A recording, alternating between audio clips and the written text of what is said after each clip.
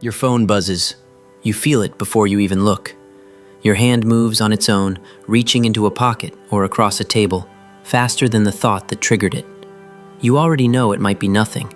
A spam email, an app update, a notification you'll dismiss in half a second. But you check anyway, every single time. And the real answer for why you do that is far stranger than a lack of willpower.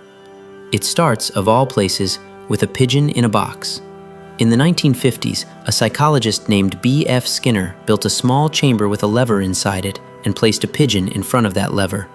Press it, and sometimes food would drop. Press it again, and sometimes nothing happened at all. Skinner varied the pattern deliberately, and what he discovered next reshaped an entire field of science. Pigeons that received food every single time they pressed the lever eventually grew bored.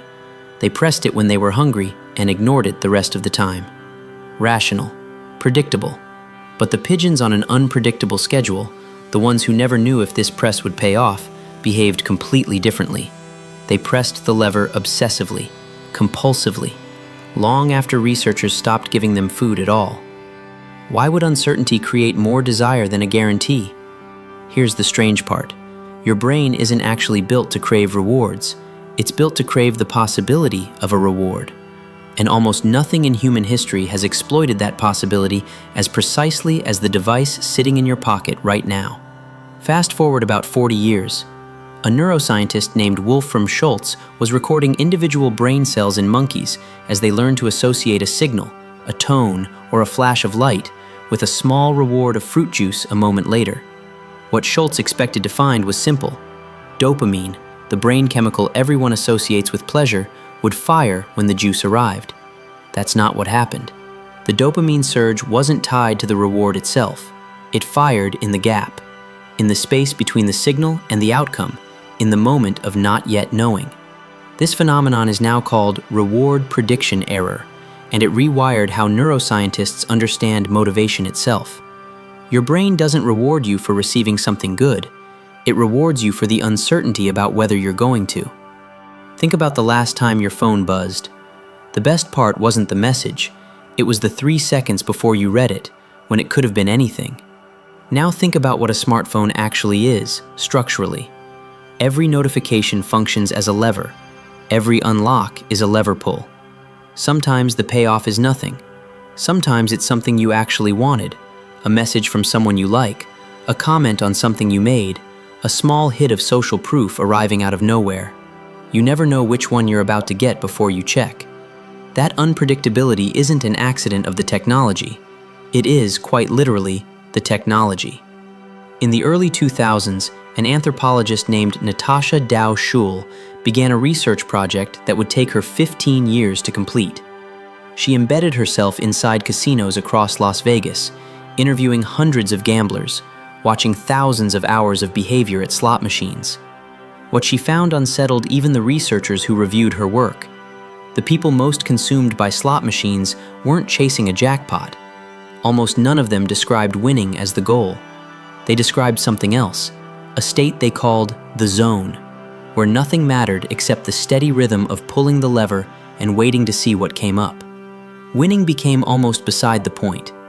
Machines, she discovered, had been engineered with extraordinary precision to keep a player in that loop for as long as physically possible, extracting what the gaming industry itself refers to internally as time on device. Here's where the story stops being about casinos.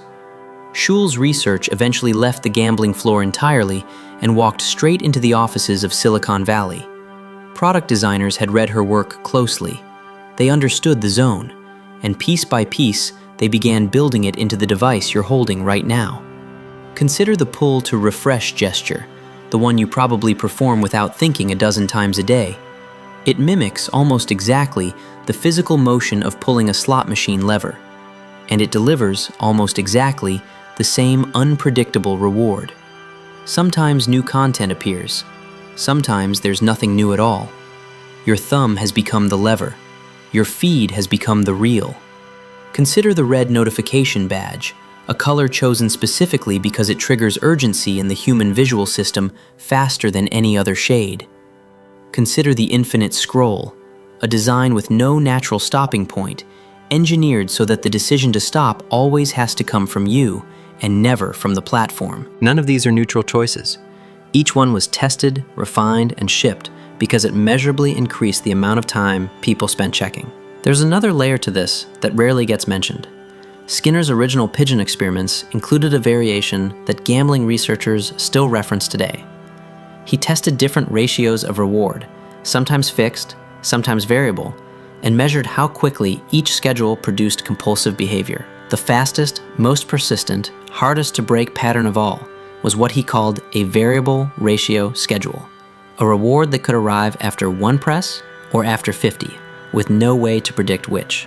That specific schedule is the same one used in nearly every slot machine on Earth.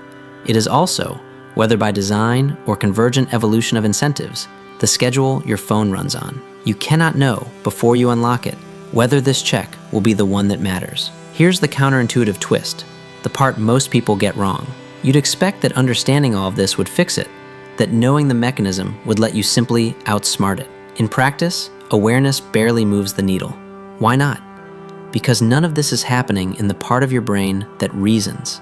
It's happening in a much older structure called the mesolimbic pathway, a circuit humans have carried since long before language existed, long before tools, long before anything resembling modern thought.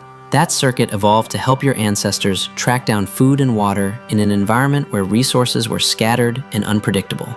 It rewarded scanning. It rewarded checking. It rewarded the act of looking toward the horizon one more time on the chance that something useful might appear. That circuit was never built to handle infinite, engineered unpredictability delivered every few seconds through a glowing rectangle. It evolved for a world where uncertainty was rare and meaningful, not manufactured and constant. Your ancestors scanned the horizon for signs of prey, using the exact same neural machinery you use to scan your phone for signs of connection. The behavior is genuinely identical. Scan, wait, check again.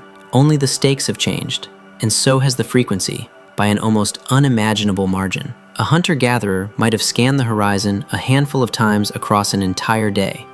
You, on average, check your phone well over 100 times. There's a modern mirror hidden inside all of this that most people never notice, and it has nothing to do with apps at all. It's about relationships. Psychologists have understood for decades that inconsistent affection, a partner who is warm sometimes and distant at other times, tends to produce a stronger emotional attachment than a partner who is reliably warm all the time. It sounds backwards. It isn't. It's the exact same reward prediction error at work. Unpredictable affection activates the identical dopamine anticipation loop as an unpredictable notification. The uncertainty itself is the hook, not the affection, which means the mechanism keeping you glued to your phone and the mechanism keeping people glued to complicated, inconsistent relationships may share the exact same underlying wiring. That's not a coincidence. That's a pattern your brain has been running since long before either phones or relationships as we know them existed. Look at social media specifically, and the pattern gets even clearer. A post you make might get 5 likes. It might get 5,000. You genuinely don't know until you check. And that not knowing is precisely why you check again 10 minutes later, and again after that. Compare this to something like a personal email inbox from decades ago, back when messages arrived in predictable batches once or twice a day. Nobody described checking email compulsively every few minutes, because the reward, if there was one, arrived on a fixed and knowable schedule. There was nothing to anticipate. The moment platforms shifted from fixed delivery to a constant, unpredictable stream, compulsive checking appeared almost overnight across an entire species, regardless of culture, age, or background. That's not a coincidence either. That's a circuit responding exactly the way it was built to respond, at scale. So what do you actually do with this? Understanding the mechanism won't make the pull disappear. You can't reason your way out of a circuit that predates reasoning itself. But it changes what you're actually fighting. You're not fighting a personal lack of discipline. You're fighting a system explicitly engineered, using a psychological principle discovered in a laboratory decades ago to override discipline entirely. Some people turn notifications off completely, removing the trigger before it ever reaches them. Some switch their screens to grayscale, stripping out the red that their brain has been trained, deliberately, to associate with reward. Some leave the phone in another room during the hours that matter most: work, dinner, the last hour before sleep. None of these habits fix the underlying wiring. That circuit is staying exactly where it is, doing exactly what it has always done. But each of these habits removes the lever, and if there's no lever within reach, there's nothing left for that ancient circuit to chase. None of this requires blaming yourself, and it definitely doesn't require blaming a pigeon from the 1950s. It requires recognizing that a circuit built for scarcity is now operating inside a world engineered for infinite, manufactured abundance of exactly the kind of uncertainty it was built to chase. Your ancestors' brains were tuned for a handful of meaningful checks a day. Yours is running the same tuning against a device built by people who studied that tuning specifically in order to exploit it. That isn't a personal failing. It's a mismatch between an ancient system and a modern environment. And mismatches like that can be managed, even if they can't be erased. Your phone buzzes again, and this time, maybe, you notice the 3 seconds before you look. Not the message, not the notification, just the wanting itself, sitting there in your chest for a moment before your hand moves.